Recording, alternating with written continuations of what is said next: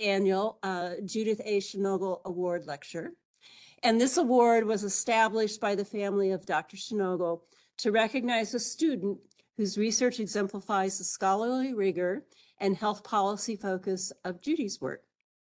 Judy was a former senior research scientist with the Maryland Institute for Policy Analysis and Research, or what we knew as MIPAR. And she was also an adjunct associate professor in the School of Public Policy until her untimely death in May of 2012.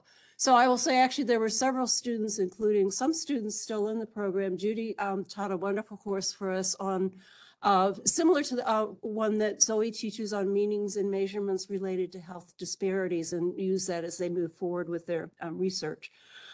Judy's work, for my part, included studies on childhood obesity, wellness initiatives, and gambling. And I'll say, well, I had just a very brief time that I was able to work with Judy. Judy and I, along with a couple of colleagues at Towson University, put together a grant proposal that was focused on children and youth with on the autism spectrum. And I was in charge of kind of a state-based piece looking at why states were doing what they did or didn't do around providing services for children and youth with on the spectrum. And Judy led what was, or Judy was to lead what would have been the evaluation of a very specific program here in Maryland. Unfortunately, as we said, Judy passed away in May of 2012 and wasn't able to work with us on that. So, and I missed that opportunity to have gotten to know her better. But so this again is in memory of Judy, the work that she was doing, and recognizing students who are kind of carrying forward Judy's spirit with their work. So this afternoon, we're pleased to have with us again Judy's sister, Dr. Mary L. Cohen, Judy's friends, Jim McCarthy and Janine Hare, and two of Judy's friends and colleagues, Drs. Pinka Chattery and Marissa Domino, and they're going to join us to share their memories of Judy. Then Dr. Zoe McLaren, who's an associate professor with us in the School of Public Policy, will introduce this year's award recipient, Mr. Tanguy Ringoir. So let me first begin by introducing Judy's sister, Dr. Mary L. Cohen. Mary, who's Judy's younger sister, is an associate professor of music education at the University of Iowa. She researches music making and well-being, songwriting, and collaborative communities. And Dr. Cohen is the lead author of Music Making in U.S. Prisons, Listening to Incarcerated Voices with Stuart Duncan, which was published just this last year in 2022. Judy co-facilitates the International Music and Justice Network, Imagine Caring Communities, which is a group of researchers from 14 countries who meet monthly and collaborate on projects. From 2009 to 2020, Mary led the Oakdale Prison Community Choir, and in the program, you'll have a link if you'd like to listen to the choir at that website. So she led the choir and a songwriting workshop where participants have written over 150 songs. And the Oakdale Choir has performed over 75 of these songs available from the Creative Commons license. Dr. Cohen has been a keynote for conferences in Germany, Canada, and Portugal, and has over publications in journals, book chapters, and conference proceedings. Her work has appeared in the Research on Choral Singing, Journal of Research in Music Education, the Australian Journal of Music Education, Journal of Historical Research, and also in numerous book chapters. So please join me in welcoming Mary to share her reflections on her younger sister, Judy. Or her older sister, excuse me, I got the order mixed up there, her older sister, Judy. Welcome, Mary. Thank you, Nancy. Can you hear me okay in my audio? Great, hopefully. And thank you so much for organizing all this, Miriam. It's so great that we can honor Judy every year in this way. And I always have such mixtures of feelings, as you can only imagine, because when Judy graduated to the next realm, it was very unexpected. My first time I'd ever experienced any sense of deep, deep, deep grieving. And a big congratulations to our winner this year, Tanguy. I'm looking forward to hearing about you and your research.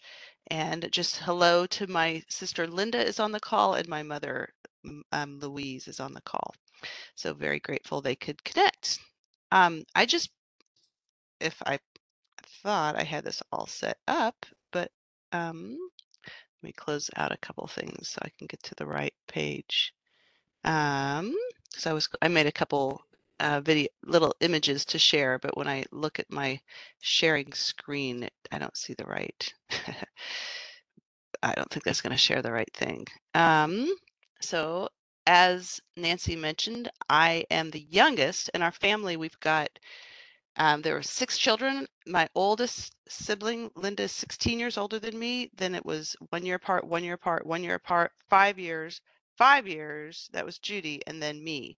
So Judy really, really, really was my connection growing up. She was my role model in all the things I love to do. Maybe I should have you share it, Miriam, because for some reason, if I hit share, I don't think it's going to actually share the image. I just am trying it now, but I don't think it's showing the image. Am I right? Yes, you are correct. Give me 1 second. Okay, thank you. Oh, there it is. Now I think I can share it. Hold on before you go. Let me know if you can see a picture of Judy.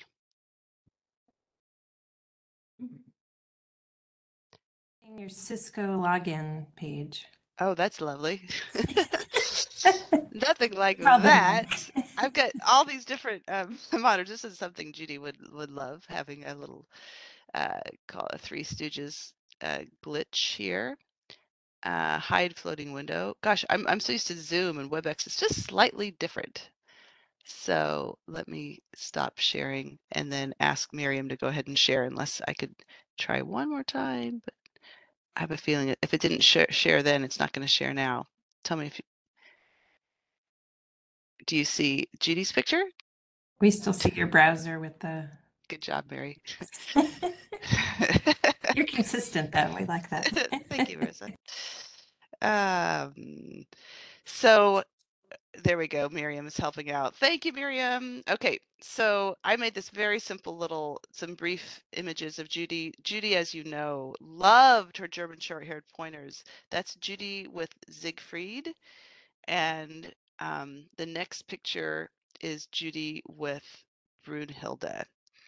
And she would go by Bruni and Ziggy. And I remember before Judy died, when I was in DC, I got to see Judy doing agility trials with the dogs, and just the amount of joy. That's the theme of this brief little notes. Judy loved having fun, and she was so good at it.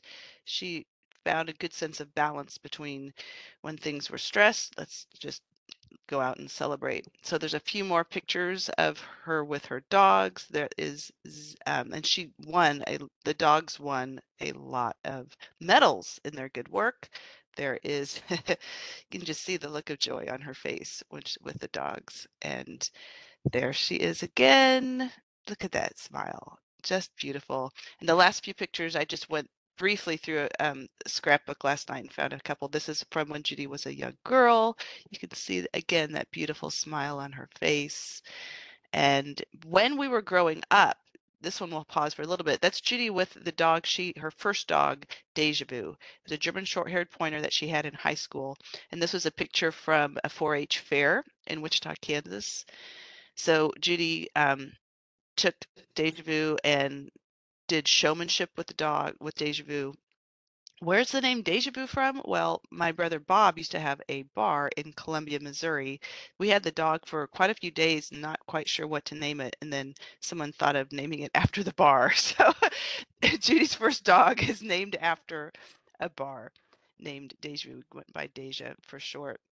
And I don't know, the story that always comes to mind, I'll just tell one brief story just because it's funny. My mom was always so good at making costumes for Halloween, since we just had Halloween this week. And one of my favorite memories was going trick-or-treating with Judy, and we were dressed up like Judy was Snoopy from Peanuts and I was Woodstock.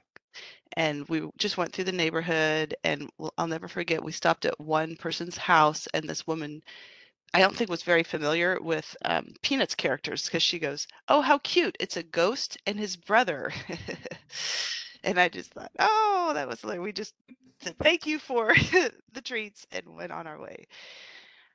And so anyway, the last thing I'll share is that after Judy died so unexpectedly, I was leading the Oakdale Choir, which, by the way, is no longer a thing. The Iowa leadership prison leadership is not letting us restart. So I've been going into a youth facility and doing other things with songwriting partnerships.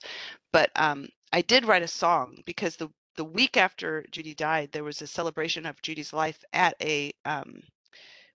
with the people that also show dogs, and they gave these bracelets away that say WW Judy D, what would Judy do? And the answer was find the joy. So my own grieving process was this process of exploring, how do you find joy when there's grief? The Oakdale Choir performed it, and you can find it on the website under original songs, but I'll just share with you a small little bit of the beginning of the song. It starts with, how do you find the joy when brick walls block your path? How do you find the joy when you're living through the aftermath?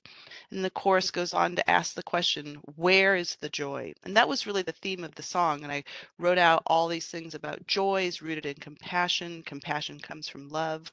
What are the seeds of love? Trust in yourself, express your very core. And the song goes on with other lyrics. As we were walking out of the prison, because the choir is made up of people not in prison that sing with people in prison, one of the choir members from the outside said to me, his name's Kevin, he said, "Mary, I really like your song. It's really beautiful to sing it and reflect on this question of where's the joy." But he said for him, joy is always within ourselves, and that we just need to pause to recall that connection to joy that we always have internally. So with that aha, I changed at the very end of the song, which used to be, we seek to find the joy. At the very end of the song, the lyrics go, we pause to feel the joy. So the last picture in the slide is Judy's picture with my parents. On the left, my dad. On the right, my mom, when she graduated with her undergraduate degree from the University of Kansas, her degree in pharmacy. I was so lucky to be able to be at all of her graduations, her master's from Harvard and her PhD from Johns Hopkins, and continue to seek Judy's wisdom by just pausing, asking a question, and I always feel like I get a quick answer that's very common sense that helps me out whenever I can. So thank you, Miriam, for showing those images, and congratulations again to everybody here to celebrate this year's winner.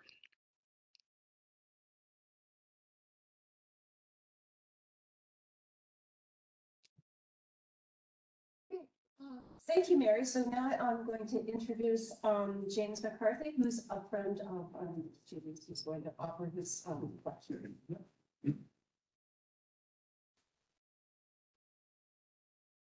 Thank you, Nancy. I always wear a UMBC hat. That I have a few of them still that Judy gave me, so every time I come. Oh, sorry. That appears. Okay, I can see everybody now. Hi, everybody. So I always wear a UMBC hat. Of course, this I think is the last one that I have.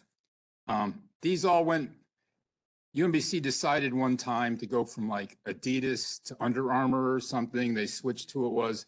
So I got this call like on a Friday afternoon and saying is that the bookstore is selling all this stuff for like 75% off because they're doing this. Do you want anything? And she ended up buying me all these hats. So this is one of the few that still remains, but so I don't wear it that often, but there are times that I do. Usually what I do is I kind of talk about, and I was thinking today, you know, it's been a little over 33 years since I first met Judy. And I said to myself, oh my God, that was a long time ago. But it was in 1990, she came to DC and she worked for American Pharmaceutical Association. And that's when I met her. And she drove from Wichita with her mother to an apartment on Connecticut Avenue is where she moved into. So that's when I met her, and Judy was working for American Pharmaceutical Association. And then she decided that if you're going to affect policy in DC, you needed to have a doctorate or at least have a master's with like a zillion years of experience. Otherwise, you just did what somebody else planned out. And she wasn't happy doing that. So what it was is that she decided, and she actually took one course here at UMBC. I forget, it was like a health policy course in a master's thing, just to see if she'd like it and the whole thing and whether that was the direction in life she was going to go or not. And she liked the course. So what we decided was she would apply to 2 schools and see if she got in. And if she did, then she would then leave working at APHA, go to school full time and take on that challenge. And that's what she did. And she got into Harvard and off she went to Boston. So from Boston, in the summers, she used to come back and she worked at the Congressional Budget Office. And I think she was the longest long-time part-time Congressional Budget Office employee because they never had part-time employees. And she used to do drug pricing for the health people. Besides that, then after that, she went to Hopkins, met Marissa and Pinka, and went through Hopkins, met Dr. Salkaver, which was her advisor, as was Marissa and Pinka's advisors, I'm pretty sure. Dr. Salkaver eventually left Hopkins, came here, and that's one of the big reasons why Judy ended up here as well. The one thing she liked about graduating from Hopkins was their graduation gowns. And the health ones, I don't know if Marissa and Pinka have the same ones, but you look like a big bumblebee. It's like gold, black, and white. You stand, because most colors you look at a graduation are like muted purples and maybe some reds or those type of things. But hers was gold, black, and white, and you look like a big bumblebee. So it was, she always enjoyed doing those type of ceremonial things at college. And she really enjoyed the whole being in academia. It was really the thing she was meant to do. After she came back to this area again, she tried corporate life and didn't like it. So she ended up going to University of Maryland.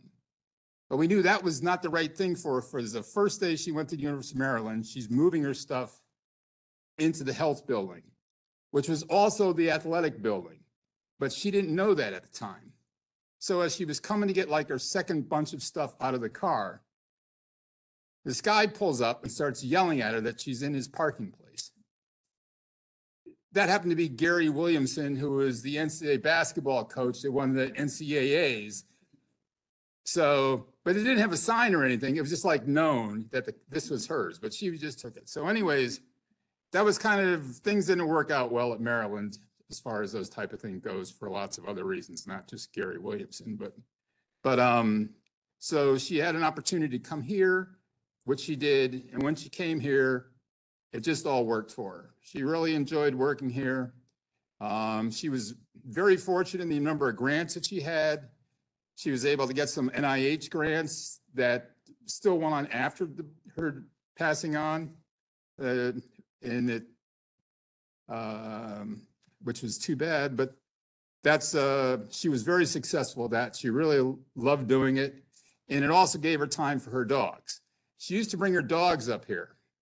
And there was times when the dogs would get out in some classroom, in with one of her dogs would run, and her office was covered with like dog paraphernalia as far as that type of thing goes. So every year when I come here, I always go over to the 4th floor. I walk around. There's no more dog stuff there or dogs. I have not seen one since, but it was, it's always a thing that I always do. Things have changed. Don Norris isn't here, who was the director. Dr. Salkaver is not here. Linda, who used to be the manager kind of the place, is not. So things have changed a bit, but we're still trying to continue to get people that want to further their careers and get more enjoyment out of life by trying to affect change in this world. And one of the ways to do it is to be able to get your doctoral degree from an institution like UMBC. So that's why Judy's family was able to establish a scholarship, and we're very fortunate that they do. So with that, I'm just going to turn this over to Judy's best friend, who's Janine. And this is the first time Janine has been involved in one of these things. So looking forward to what she has to say, and thank you very much. Thank you, Jim. Hello, everybody. Okay, it's Sorry. it's hard for me to I haven't really talked about Judy, and I'm gonna be able to do this though, because I wrote it out and she'd want me to. So Judy was awesome. I met Judy, of course, dog training. I mean, like, that's probably half the people that know her would say they met her at dog training. I had just recently moved back to the area. I remember Judy, you know, this is before you're totally immersed in the dog culture. This is Judy pulling up in her two-door Saturn coupe with Bruni in the back, right? You know, eventually you get the bigger cars and you've got the crates and you've got the everything going on. So we met dog training. We were in most of the same classes together for years. We just clicked. We just, I don't know if we had more fun when we were doing the dog things or just on the sidelines, like waiting for our turn and laughing about anything and everything. We would sign up for seminars together and clinics together, because half of our enjoyment of doing those was just hanging around each other. It was great. We did a lot of dog sports on most of the weekends, but we still had time for things like the occasional Nats game, Caps game, and definitely other social gatherings. I don't know if it's something to be proud of or if I'm just notorious for it, but as some of you know, Judy used to, you know, she's big into fitness and she used to teach spin class. And so sometimes, and she would get up at an ungodly hour to teach spin class, you know, probably to do that before work. And I remember we went out one night, I think it was actually after a Nats game, and we went to have a drink after that and a couple more drinks. And I think the next day was the first time she had ever had to get a sub for her spin class, that she she couldn't teach that the next morning. So we definitely had fun together, you know, outside of the dog activities. That's just how we met. And early on, we did travel a lot together to dog shows. When we each had fewer dogs, and when you're in the car with somebody for that long, I mean, we'd go, it might be 2 hours, it might be 7 hours. You really get to know somebody. And what I found, and maybe it's why we got along so well, we had, even though I grew up in Virginia and, you know, she grew up in the Midwest, we actually had very similar upbringings. We both came from large families, and we talked about a lot of that stuff. And it was just, you know, when you have similarities with somebody like that, it's just real easygoing. You just fit, and you just feel like you've known this person forever. And Judy was very passionate about everything in her life, about her dogs, her friends, her work. And with regards to work and what you were talking about a little bit earlier, when she would tell me about what she was currently working on, again, like on these car rides, she genuinely cared about the outcome. I felt that when she would be talking to me about something. It wasn't like, oh, you know, we got this grant for this, and this is something I have to do. She had genuine concern for that. And in fact, I remember when she was evaluating the effects of gambling on the immediate communities, when Maryland was before, when they were proposing to put in casinos. And she was just telling me about all the impacts. And it was really cool because my background's not policy at all. It's on the science side. And it opened my eyes and it made me think about, you know, I'm glad we have people like Judy. I'm glad we have people that care about these things and want to investigate and look into and make other people aware. So I thought that was, yeah, I thought that was great. I think Judy epitomized the saying that life is about the journey, not the destination. Though the destination was fun too, don't get me wrong. But she was always present in the moment and she never took herself too seriously. And she would be the first one to say if she messed up or, you know, something was funny. Again, she just didn't take herself that seriously that something was that big a deal that didn't go right. It was like, okay, so what do we do now? Like, how do we fix it or change it? Or we were always on a quest for perfect gear for dog sports. So even if she thought she found something, a month later there would be the new thing. We were always looking for the perfect shoes, the perfect bags to carry all of our training gear, and then the perfect playlist to listen to while walking an agility course. I remember one year we were both at a national event and they give you a limited amount of time to walk the course to plan what you're going to do with your dog. So everybody else is walking, we're kind of walking, and then we kept running over to each other and handing each other our earbuds and saying, here, you got to listen to this song. This is a great song. And and you know, like you only have a certain amount of time, but we were just like, oh, this is perfect, and this is perfect for this course. And yeah, our friends would just kind of laugh at how silly we were, and we'd laugh at how serious they were.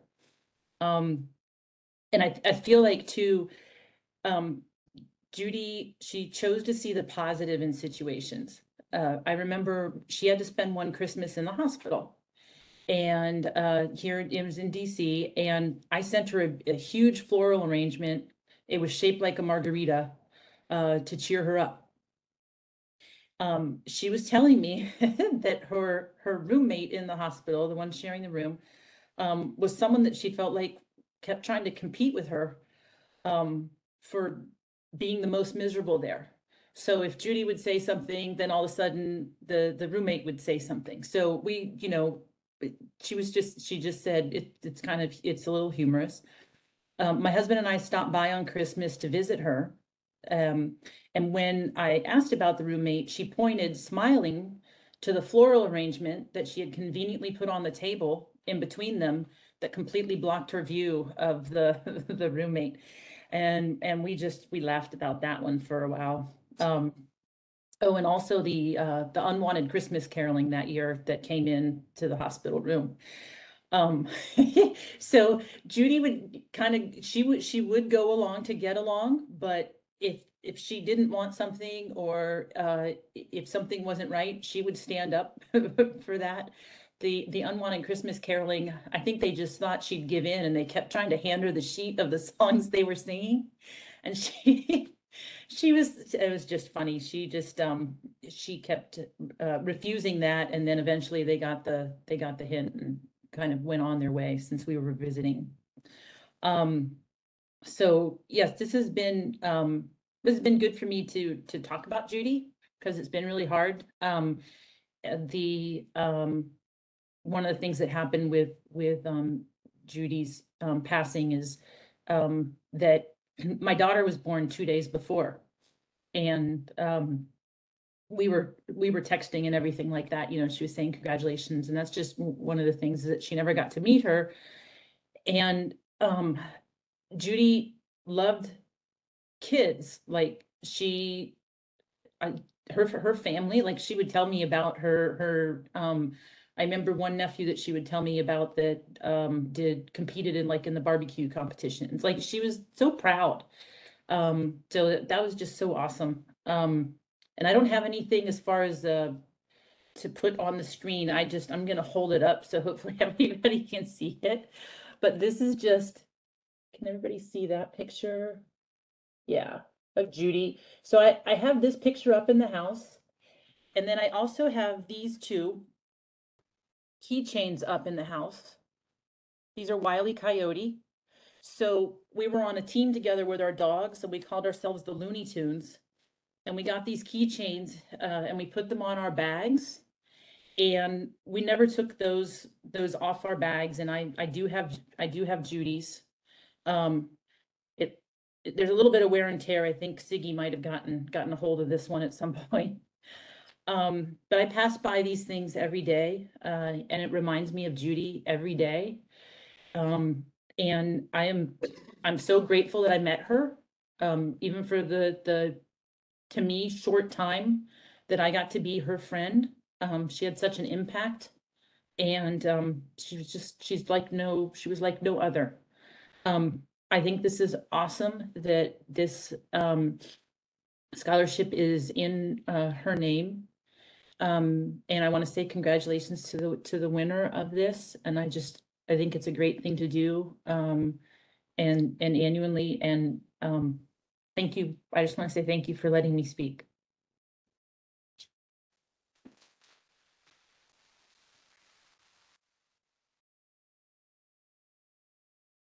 Thank you, Janine. So now I'd like to introduce Dr. Pinka Chattery, who's going to join us, who's a colleague and a friend of Judy's. Hi, can everybody hear me? Yes. Okay. It's an honor to be attending the 2023 Judith Shinogle Memorial Lecture. Judy was my friend and classmate in graduate school at Johns Hopkins in the 1990s. And I've shared a lot of these memories in the past sessions. During graduate school, we took classes together. We lived together during our comprehensive exams. We studied together all the time. We traveled to many conferences together, including our first international conference in New York, England. After graduate school, we stayed in touch mostly through conferences and visits. And we had a lot of mutual friends and colleagues, actually. Sort of her friends became my friends and vice versa, which was wonderful. You've heard a lot about Judy's positive energy, and I loved hearing those stories because that was the same kind of energy I got from her. Her smile, her empathy for other people, her laugh. Those are all things that I miss. I think the spirit of this lecture series reflects her positivity and her energy, and the research being presented today surely does as well. I'm very happy that Tanguy Ringoir is receiving this award. It's a wonderful tribute to Judy. So thank you for including me once again in this wonderful event, and I look forward to the talk.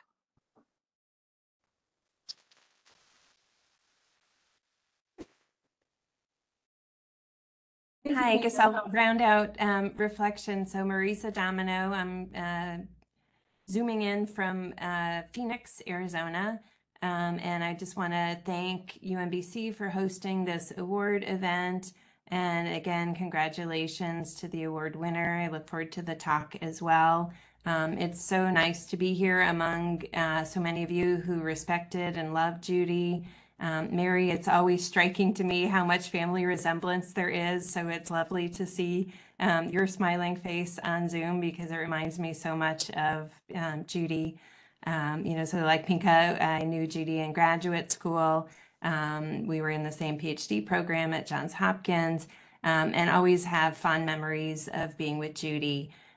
She was that rare combination, as you've taken from the other speakers, of very smart and very fun. She always seemed to make time to do the things that she loved. I have a younger sister who I'm very close with as well. And at some point, she moved to Columbia, South Carolina, and she was telling me how she didn't know anyone. She hadn't been making friends. It's harder once you're out of school, that kind of thing.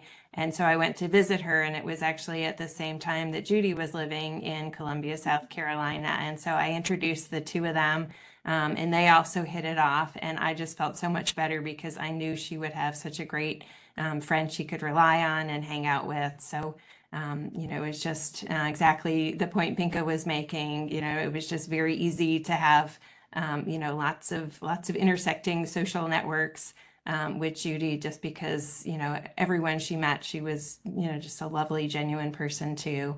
But I think tonight my role is to talk about Judy's research interests and her contributions. She worked in a number of areas, but barriers to good health and good health care and empathy to those who experience those barriers were a constant throughout her work. So just as Janine said, she really cared about the kinds of work that she did and was very selective about the projects that she did. So one of the areas she was interested in was obesity and physical activity, which was inspired definitely by her own interest in exercise. You heard about the spinning classes. Judy's work examined the factors that are associated with obesity, especially in rural areas, and characteristics of people who got gastric bypasses. She and her collaborators examined economic costs of obesity in children and estimated lifelong complications that can be associated with the burden of being overweight as a child. Another one of her research interests was in a series of papers that she collaborated with Pinka and my mentor as well, David Salkever. Judy and David, along with other collaborators, looked at disability insurance. They asked important questions about what created higher disability claims for some employed people than for others, and why mental health treatments actually affected the use of disability claims. So her interests were pretty broad in health policy, although she had several focus areas. She had just amazing methodological expertise and skills, but she wasn't happy just to use them for the sake of using them. She really cared about the kinds of analyses that she did. And, she had a real curiosity about how people interact with things like medications and the whole culture of medications. She tried to understand medication adherence, not just as an economist, looking at incentives for taking medications, but also the effects that those medications could have on patient preferences and perspectives. She also looked at the intersection among other social service programs and financial barriers to accessing medications. And finally, she and another one of our colleagues that Judy knew from her master's program, Hayden Huskamp, wrote about the then new or impending Medicare Part D costs in the program and its limited ability to control costs. And I'm sure Judy is smiling to know that she and Hayden were actually correct even before the policy was implemented, and what they wrote in the work that they did ahead of time turned out to be true once the program was implemented. So anyway, I'll stop there. But again, it's just so nice to see you all and to share, a common fond recollection of Judy. Thank you. Hi, everybody. I'm Zoe McLaren. I'm an associate professor in the School of Public Policy, and I've had the great pleasure of being Tanguy's dissertation committee chair. So Tanguy Ringoir came to the United States and UMBC from Belgium about 9 years ago on a chess scholarship. So he's a grandmaster in chess and a 3-time Belgian champion. And he was the captain of the UMBC Chess Team when he was a student, and he's currently its coach and has been so for the past 2 years. At UMBC, Tanguy obtained a bachelor's degree in financial economics and his master's degree in economic policy analysis. He received the Outstanding Graduating Senior in Financial Economics Award in 2018 and the Department of Economics Chairman's Award the year after that. He is also the recipient of the DiPentima Fellowship Award. The past couple of years, he has been working as a graduate assistant for Dr. Usman Ali, helping to investigate the impact of COVID-19 on domestic violence cases and the impact of citizen oversight agencies on police conduct. So without further ado, Tanguy, the floor is yours.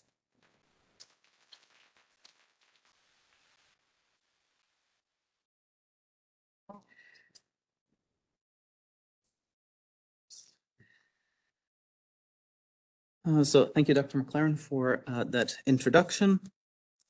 And I would like to start out by thanking Dr. Shinogle's family. It's an honor to be associated with her legacy in this way. I'd also like to thank my dissertation committee, especially Dr. Zoe McLaren, my chair, And finally, I'd like to thank the Graduate Student Association, the Renato Di Pantima Fellowship, and School of Public Policy for their financial support as I do my dissertation work.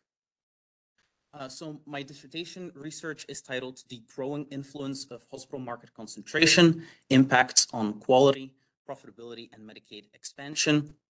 And for this talk, I will be focusing on my first chapter of my 3-paper dissertation, but I will also briefly discuss my third chapter at the end.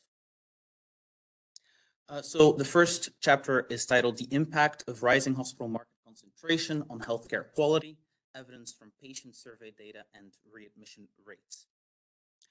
So first, I'd like to talk a little bit about how hospital market concentration is calculated. So in the literature, the measure of choice is the Herfindahl-Hirschman Index, which can be calculated as follows. For instance, here we have Hospital A, for which we're calculating the HHI, and we draw a radius. This can be 10 miles or 15 miles, and we look at all the competitors within those 10 miles. And then we look at the market shares of each of the individual hospitals. And so, for instance, in this case, Hospital A has a 40% market share. We basically just squared those numbers, and then we take the sum of all of those. And in this case, Hospital A has a 3,400 HHI. So that is the measure of market concentration. We can also see what happens when Hospital A acquires Hospital B and becomes a hospital system. So a system can own multiple hospitals. And what we basically do is we just add up the market shares of those two hospitals. We square those, and we notice that the HHI goes up from about 3,400 to 5,800. It is generally considered that an HHI over 2,500 identifies a very concentrated market, while an HHI of 10,000 would mean a market share of 100, so that would be a monopoly. So the hospital market is the largest healthcare market. It is responsible for more than 1 in 3 healthcare dollars spent in the United States. It is the most concentrated of all the healthcare markets, and it is getting more concentrated over time. The reason that concentration is going up is because hospitals are incentivized to merge for a variety of reasons. So one reason is that hospitals and hospital systems, the managers of those get paid depending on the size of the hospital or the hospital system. So managers want to be part of a large hospital system. Also, we have seen very low interest rates for at least a couple of decades, which only recently ended, and that has made access to capital markets very easy. And so they could borrow money at very low interest rates to fund mergers and acquisitions. Also, from a policy perspective, the regulatory environment has actually incentivized hospitals to merge. And then finally, the most important factor is because they want to increase their bargaining power, not only with suppliers, but also with insurance companies. So hospitals bargain with insurance companies, and they decide on a price. The bigger the hospital system is, the higher prices they can generally negotiate. So the hospital market is very concentrated, getting more concentrated, but there's also negative spillovers to other healthcare markets, as you can see on this graph here. You can see that the hospital market is the most concentrated and getting more concentrated, but hospitals also acquire physician practices. And today, actually, most primary care physicians work for a hospital, while a couple of decades ago, these were certainly mostly independent practices. So not only are hospitals responsible for increasing market concentration in their own market, they're also responsible for increasing market concentration in other markets as well. Most of the mergers are initiated by nonprofit hospitals. So 4 out of 5 mergers actually. And the reason for this is that these hospitals tend to be large and they tend to not have to pay taxes. To give you a sense of the size of the market, the hospital industry overall in 2021 made $131 billion in profits. And so they used some of that money to fund mergers and acquisitions. And another reason why nonprofit hospitals tend to be responsible for most of the mergers is that it's more difficult for antitrust agencies to deal with them. Just this summer, there were new merger guidelines introduced. They're still being finalized,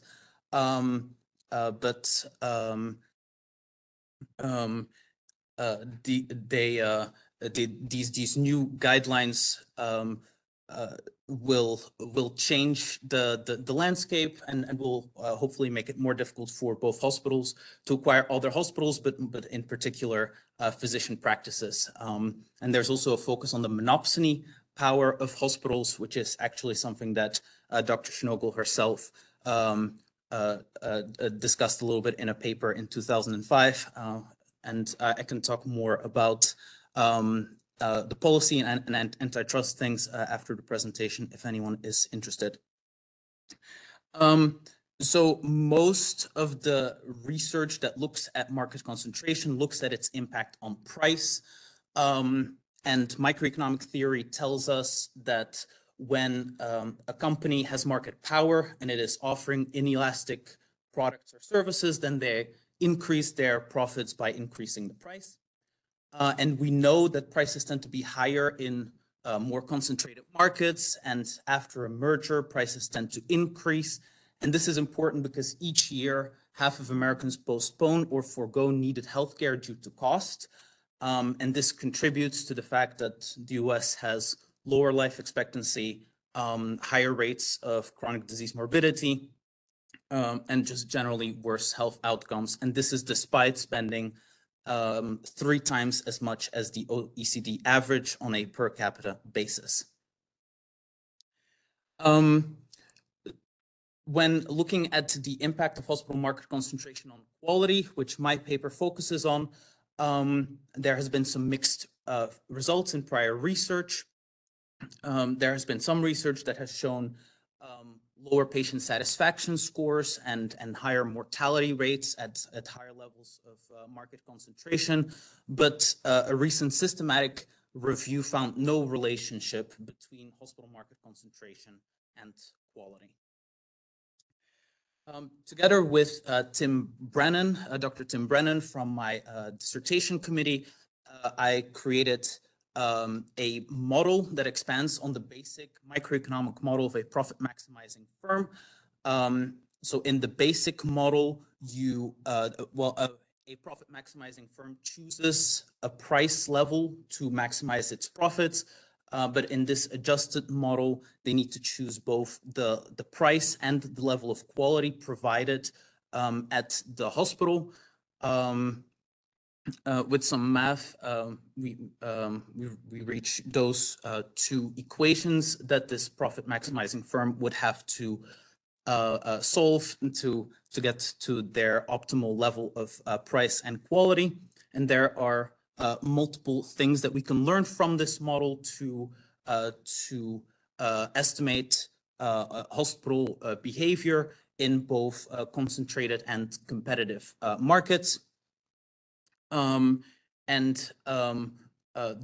most important point is that hospitals in concentrated markets are less incentivized to compete on the basis of quality, because in a competitive market, a hospital has market share to gain, and so they're incentivized to improve their level of quality. They're incentivized to invest in this so that they gain market share from their competitors. But in a concentrated market, there is no market share to gain, and so they're less incentivized.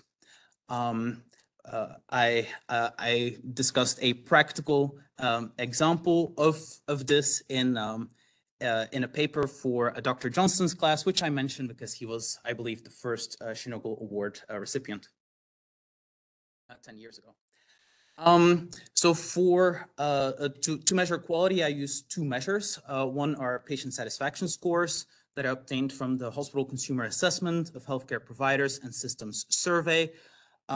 With this, I obtained data for each hospital for each year on cleanliness, overall rating of the hospital, and communication with nurses and doctors, and other variables like this. And then I have a second measure of quality, which looks at readmission rates. A readmission occurs when a patient goes back to the same hospital for the same condition within 30 days.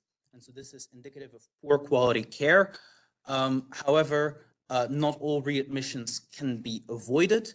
And so CMS, the Centers for Medicare and Medicaid Services, they calculate how many readmissions would be expected at each hospital given their patient mix. And then they calculate these excess readmission ratios on 6 conditions and procedures, as you can see on the slide there. And if the ERR is greater than 1, this means that there are more readmissions than would be expected given the patient mix. So that would be indicative of poor quality care.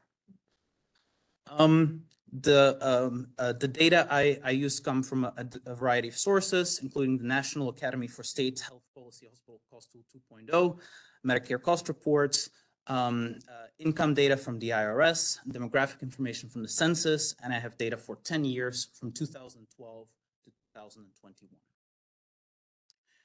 I needed a variety of other information to calculate my measure of market concentration, HHI. I used the 2018 Compendium of US Health Systems. I also used 2 data sets from the American Hospital Association. Those are the ones for which I received the funding that I alluded to earlier.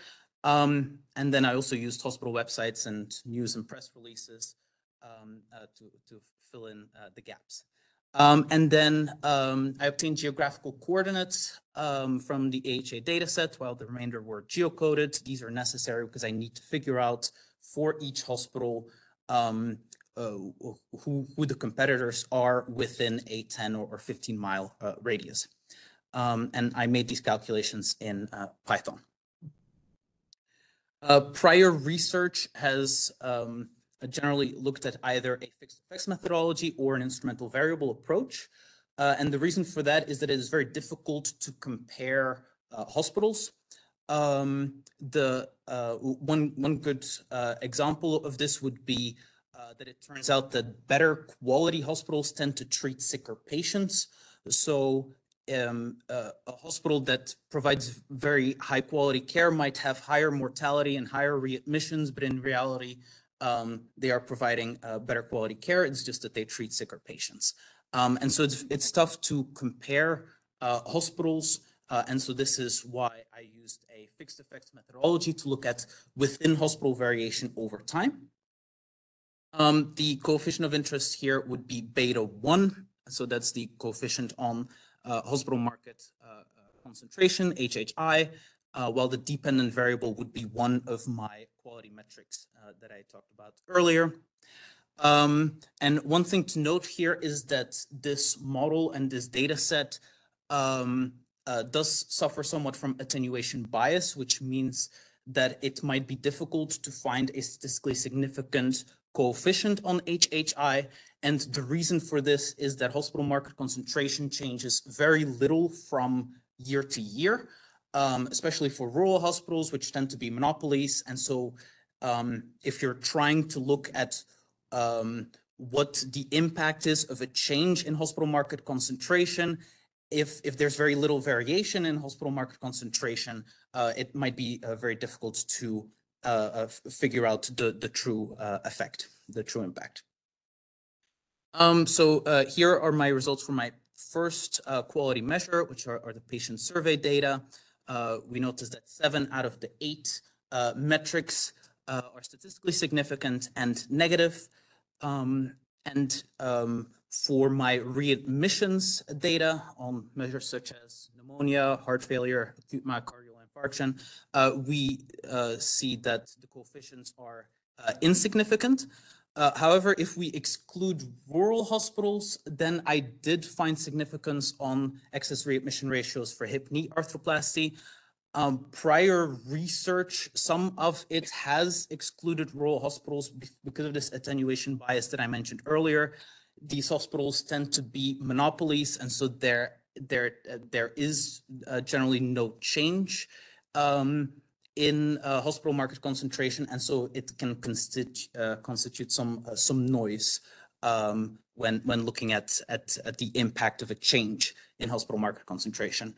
So to interpret the results for the patient survey data, I did find statistically significant negative coefficients for 7 of the 8 quality measures. And so overall, I would say that there was certainly evidence of a negative association between hospital market concentration and quality. And so to conclude my first chapter, so hospital market concentration is on the rise. And the driving force behind the increase in hospital market concentration are these nonprofit hospitals. These tend to be bigger, more profitable, and antitrust agencies have a harder time dealing with them.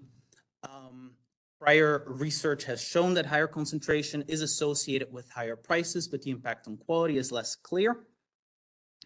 And I created a model that shows that hospitals in concentrated markets could be less incentivized to compete on the basis of quality. And I found a negative association between hospital market concentration and quality using patient survey metrics.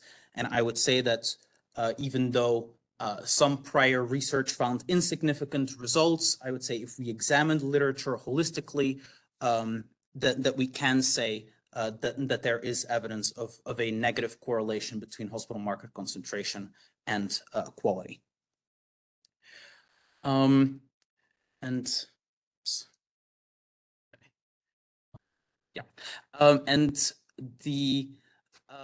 And I'd like to briefly discuss my third chapter as well. So that looks at the role of hospital market concentration in the Medicaid expansion quality relationship. So Medicaid expansion was part of the Affordable Care Act, and it reduced the number of uninsured Americans by 10 million. And one thing to know is that hospitals have to treat patients regardless of ability to pay. So that means that hospitals lose a lot of money on uninsured patients. So they call this uncompensated care because they provide care, but they don't get paid for it.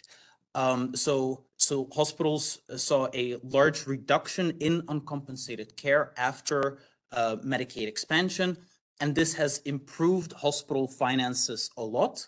However, only in the states that chose to expand Medicaid, because some states chose not to.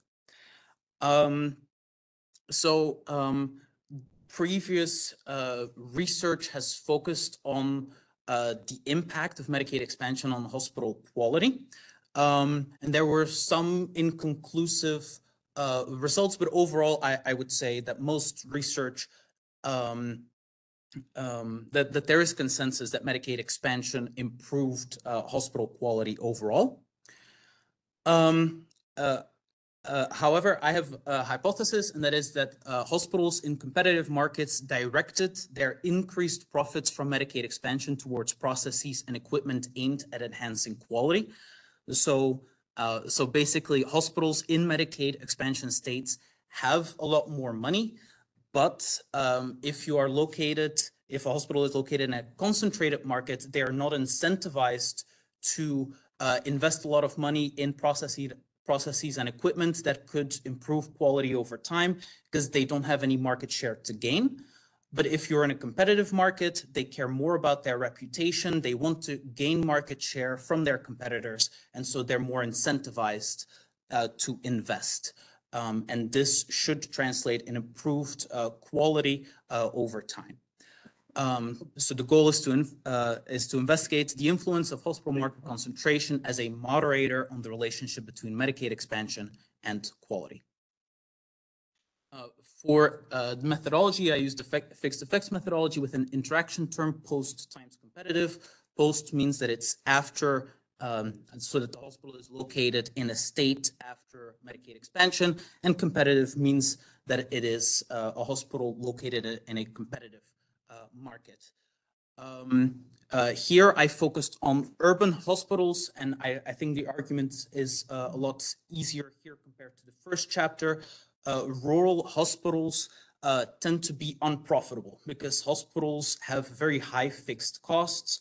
And if you don't get enough patients, then you don't have enough contribution margin to get to break even. So a lot of rural hospitals lose money, and they get financial support from the government. And so if these rural hospitals become more profitable, they are going to spend their money in other ways than, you know, a competitive urban hospital would. Perhaps they get less government support, for instance, if they gain in profitability. So here I believe the argument to exclude rural hospitals is a lot stronger than for my first chapter. So first of all, I looked at the impact of Medicaid expansion on quality, which is what prior literature has done. And actually didn't find an impact on patient survey metrics, but I did find lower readmissions for a variety of metrics: pneumonia, heart failure, hip knee arthroplasty, AMI, and PE. But then more interestingly, my results were consistent with my hypothesis, which was that the competitive markets saw larger quality improvements.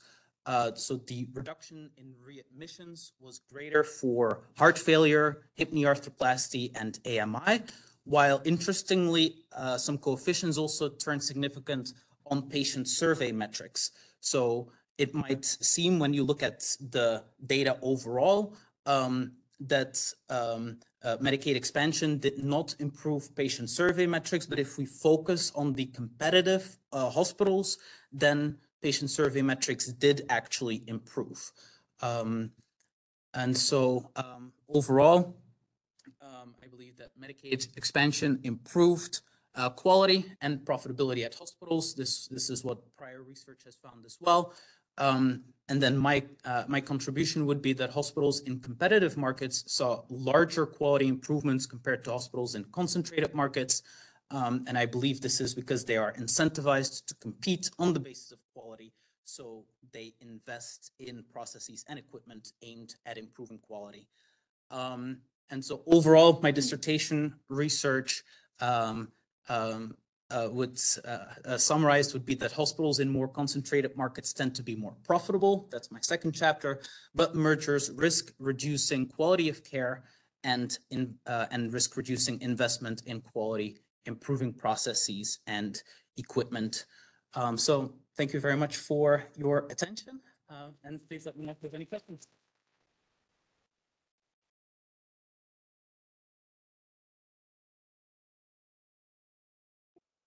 So we have, I'm a part of your committee, so I saw earlier versions of this, and I think it's really Stop sharing. Yes.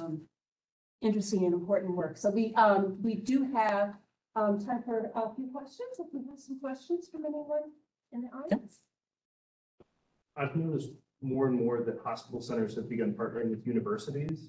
I was curious if you've seen in your research any differences in those hospital groups' quality or other factors. So this is something that is incentivized by governments. They want all kinds of institutions to work together, and they're called accountable care organizations. And then basically, as a whole, they are judged on the quality of the patient population overall of like a large region. And so I haven't looked at those partnerships specifically, but indeed, this is one way that market concentration has been increasing after the Affordable Care Act that cannot be reflected in this type of data, because you would have to define your market, and we can't include revenues of universities or something like that in the calculations.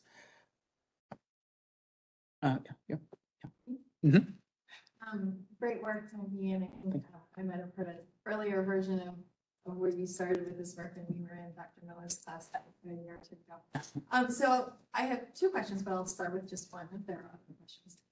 When you were looking on your first paper, when you were looking at the readmission rates, I was curious when you showed how you were calculating your hospital concentration measure, that you included both the number of hospitals, but also the hospital systems.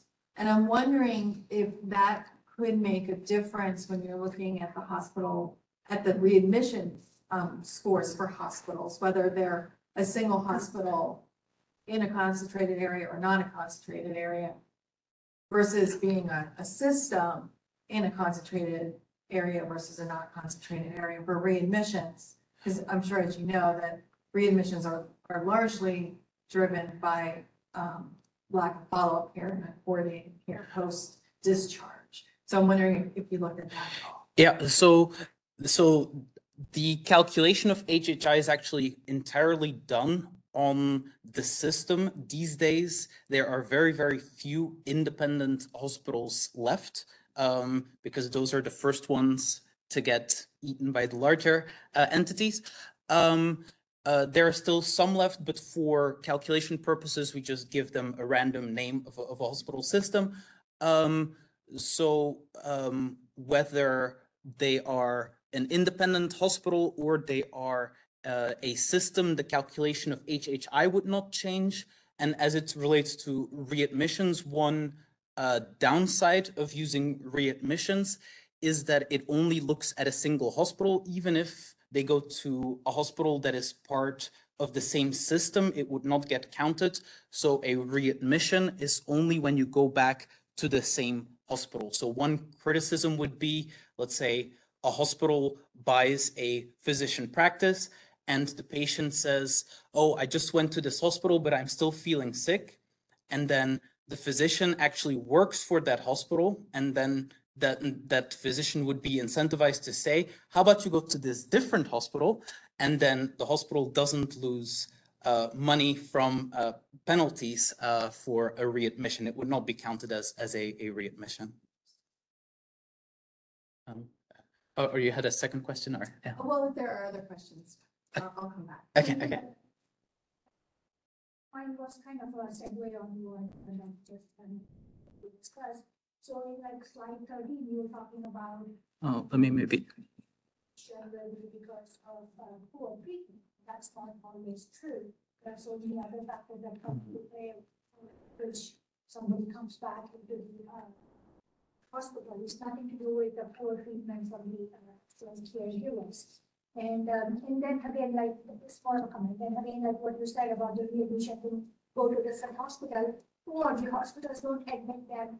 In 30th day, they ask, they kind of make Indeed. dates, then they come to 31st day.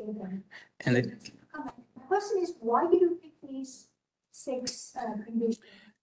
these are all of them. These are just all of them. All of them that are collected by the Centers for Medicare and Medicaid Services. Yeah.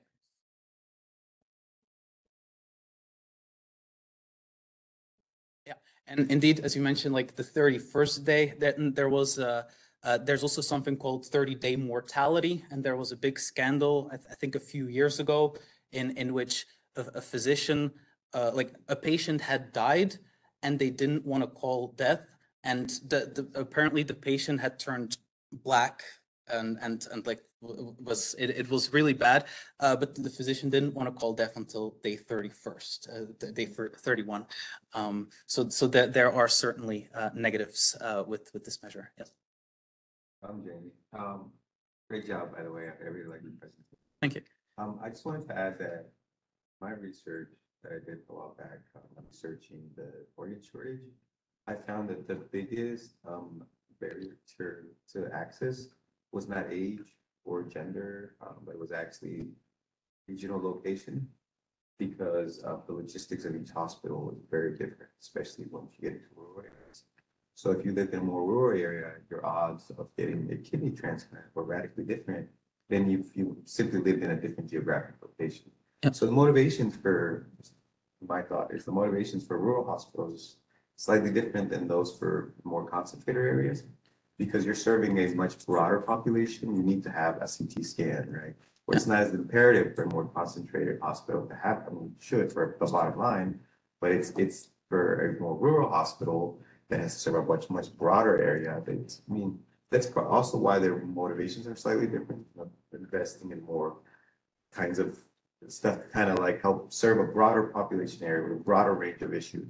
And so it's almost like when you first start working out, the first 2 weeks of you working out, you're going to get the best results, because it's when you make the most significant progress, because it's, you went from being completely sedentary to being active. So your cardiovascular system, it's working through a lot.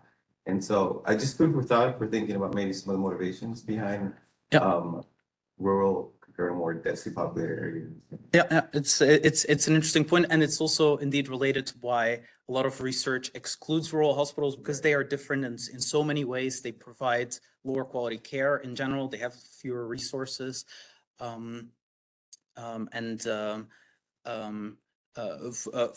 instance, rural hospitals don't even participate in the readmissions program. For instance, so there's indeed a lot of differences there. Yeah. Yes. One question for you. So I wanted to hear you elaborate on your theory or rationale for considering excessive readmission rates and how that is impacting this relationship you're finding with hospital working. So excess readmission rates, why I chose that as a measure of quality? I understand why you looked at quality survey indicators, but I'm curious why you also looked at this in quality. Yeah, so it is a very frequently used measure of quality. There are indeed many different quality measures, and it tends to be a good idea to look at multiple to make sure that the story is consistent upon with using multiple metrics. So the idea of readmissions, there are issues with it, but the nice thing is that the government, so CMS, publishes this data for each hospital every year for 6 conditions, and so it is easily accessible. You could argue that maybe mortality data might be better, but this data is very expensive, and we're talking tens of thousands of dollars to be able to access that sort of thing. And so readmissions, it's very frequently used in the literature because it is publicly available, but it is indeed only one of many measures of quality.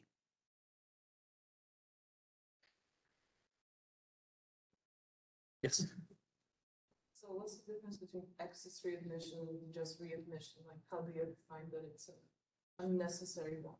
So this is from, so a readmission is when you just go back to the hospital within 30 days. Excess readmissions is that it happens more frequently than would be expected given the patient mix. And so that's what CMS, so Centers for Medicare and Medicaid Services, that's what they calculate. They look at the patient mix and they say, we expect if you have this many people that come in for acute myocardial infarction, we expect this many readmissions. And if you're above it, then you have an ERR, an excess readmission ratio greater than 1. Okay. Yeah, your second question maybe? Yeah. So my second question was on your third paper, which I think is really interesting as well, looking at the Medicaid expansion. But like you were just talking about the availability of data, a lot of times people look at Medicare impacts because that's where all the data comes from. Exactly. Right? Yeah. So that's super interesting that you're looking at Medicaid, but then because a lot of the data come from the Medicare quality programs and hospitals are competing for the incentives in the Medicare payments. I'm wondering if that's also part of your consideration in thinking whether or not whether that's the driver of their quality investments or whether it really is Medicaid. Yeah, so Medicaid expansion for my purposes just served as a way to for hospitals to become more profitable. So I don't actually look at quality for Medicaid patients because the government just doesn't care as much as they do for Medicare patients. So there's very, very limited data on Medicaid. Also, hospitals lose a lot of money on Medicaid patients. They typically break even on Medicare, more or less. But commercial insurance is where the money is. Reimbursement rates are on average twice as high as Medicare. So they want to get a lot of commercial insurance patients. So for my purposes, it's just the hospital has more money. They want to gain market share. They want to gain in reputation. And the way to do that is to compete on the basis of quality. And for instance, in Medicare, this would be especially important because Medicare prices are set administratively. So they can merge all they want. They can't negotiate with Medicare. Medicare just pays them whatever Medicare sees fit. And so that would only impact commercial patients. But there are incentive programs for Medicare. For Medicare, yes. No federal program for Medicaid because it is a federal state program. Any other questions? All right, thank you for your questions.